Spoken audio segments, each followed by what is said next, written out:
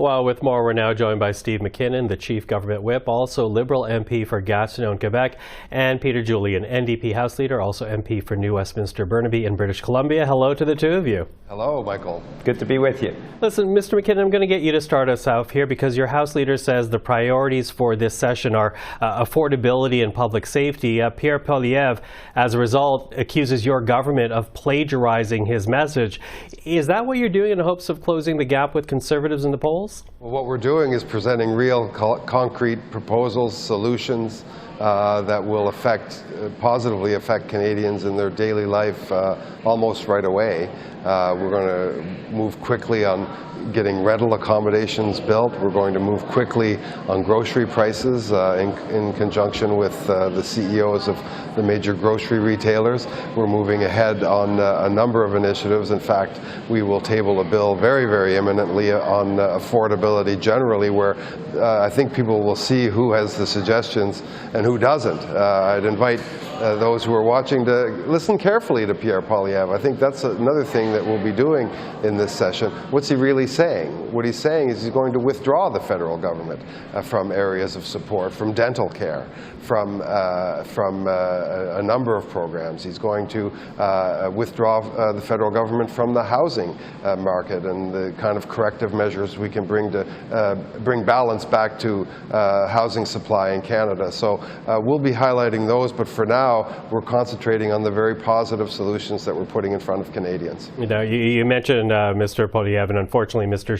Andrew Scheer, the Conservative House Leader, canceled his appearance with us. But Mr. Julian, I'll bring you into it because when you talk about, or at least when Mr. MacKinnon talks about presenting ideas, here you have the Liberal government calling grocery CEOs to Ottawa, something your party did earlier this year. They're also talking about bringing in pharmacare, a piece of legislation that your party also has deep issues or deep ties with. What does that leave for you in terms of priorities? And are you concerned that your party won't get any of the credit for those policy fronts? Well, the NDP has always been the worker bees of Parliament. So what we've done with dental care is force the Liberals to actually take action. And what's important is that Canadians get dental care. That helps with affordability issues and helps with their health care issues. Today, Jagmeet Singh tabled in the House of Commons a bill that would enhance the Competition Bureau so it can actually take action against price gouging. And we've seen price gouging not only from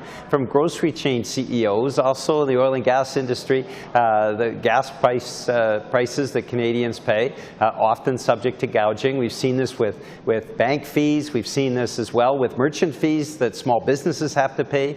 And each time the government's response has been to ask politely for these corporate CEOs to stop gouging Canadian consumers. That's not going to work. It's concrete action that will make a difference for Canadians. And that's why the bill that Jagmeet Singh tabled today, hopefully the government can take it, they can incorporate it into the fall economic statement, and in that way enhance the powers of the Competition Bureau so that it can take action against price gouging that we're seeing writ large across the Canadian economy, but particularly when it comes to grocery CEOs. Okay, so Mr. MacKinnon, would your government run with any part of that private member's bill, again from Mr. Singh? But it sounds similar to what the Prime Minister promised last week at the end of your party's caucus meeting in London, Ontario. Is this something that you can support? Well, I think we've signaled pretty strongly that amendments to the competition regime in Canada are things we're prepared to consider. And of course, we're prepared to consider good ideas from every corner of the House of Commons. And we obviously ask that opposition parties consider our ideas. And we'll be bringing an awful lot of them. I think Canadians should be prepared for a number of measures designed to help them pay the bills, designed to help keep that inflation number coming down, designed to get more housing units into the market, and designed overall to make Canadians more confident about their economic future. We know we're going through a period of instability. The government's always been there to support Canadians when those needs arose, and we're going to continue to do that. And I know that the whole team is prepared to consider all ideas from all corners as we go about that. Okay, you say the government's always been there, but as you know, Mr. MacKinnon, your government is being criticized for essentially putting affordability as the top line measure right now. A lot of people say it's a cynical reaction to poll numbers. What do you say to that? Well, it wasn't a cynical reaction when we moved forward with dental care. It wasn't a cynical reaction when we moved forward with the CERB during the pandemic, with a housing benefit, with a grocery rebate. I think what we've shown right from the beginning of this government, when we brought in the Canada Child Benefit, thousands of dollars a year, non-taxable in the hands of the parents of Canada, that we're there for all stages of people's life to give them the kinds of supports they need as we go through these turbulent economic times and as the world goes through turbulent economic times. But we're not content to sit on those laurels. We're going to keep bringing forward ideas. We're going to keep making sure that Canadians have the support from the federal government that's required. And we're going to be working with provinces, for example, on this GST elimination from rental housing so that we can multiply the effect of that so that many, many more rental accommodations get built in small and large municipalities right across this country and are done so quickly. So what you're going to see is kind of an attack on all fronts, Michael, in terms of affordability. We don't apologize for that. We're open to other ideas on that, and we're not going to stop. What we again ask, though, is listen to the proposals and the policies coming from the other side of the House, because what I think Canadians will see is it's pretty empty, and what it really means is a loss or a lack of government supports, the kind of which I just discussed. Okay, Mr. Julian, I'm wondering what you will be watching out for then. As you hear Mr. MacKinnon talk about this, as you hear the criticism from the Conservative leader, Pierre Poilievre, at the end of the day, it is your party's deal with the Liberals that essentially sustains this government's mandate. What are you looking for over the next few months from the Trudeau government, the Trudeau Liberals, that would say to you that they're actually working on behalf of Canadians to make life more affordable? Well, it's interesting. Mr. MacKinnon just gave a number of examples. They all come from the NDP. It's all the NDP that pushed for the grocery rebate, for dental care, for the doubling the GST credit. These are all things that the NDP fought for.